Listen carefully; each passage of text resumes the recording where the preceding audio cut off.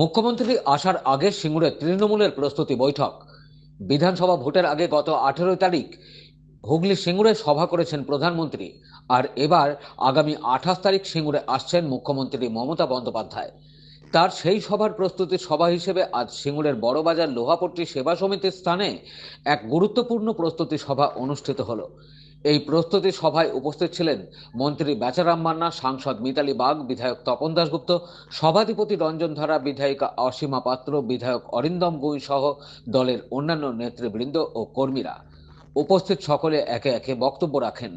যেখানে মিটিং হবে সেই মাঠটাকে উপচে দেওয়ার দায়িত্ব আমি মনে করি কর্মীদের নিতে হবে। অসি যেটা বলে গেছে, সিঙ্গুরের অনেক স্যাক্রিফাইস আপনারা করছেন, অনেক আন্দোলন করছেন। বেচা প্রথম সারিতে ছিল, আমরা ছিলাম, অনশন থেকে শুরু করে দিদিকে এখানে মারা হয়েছে। সেসব পুরনো ইতিহাস মনে করে আগামী 28 তারিখের সভাটাকে আমাদের চ্যালেঞ্জ হিসাবে নিতে হবে। এবং আমার মনে হয় যে 50% লোক ভরে যাবে আমাদের সিঙ্গুর এবং হরিবাল থেকে, বাদ বাকিটা আমাদের বাইরের থেকে আনতে হবে।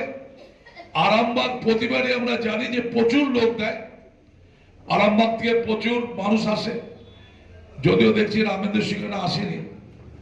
এখানে স্বপন থেকে শুরু করে ওই এলাকার এমএলএ সবাই আছে, আমাদের উত্তম কুণ্ডু আছে, যে সব থেকে বেশি লোক দেয় তারকেশ্বর।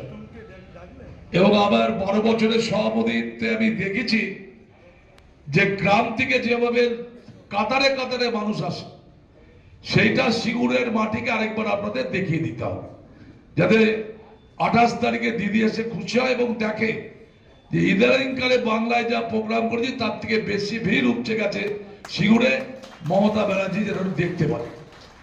সিঙ্গুর থেকে রাজেশ দেবনাথের রিপোর্ট, খবর নিউজ 6।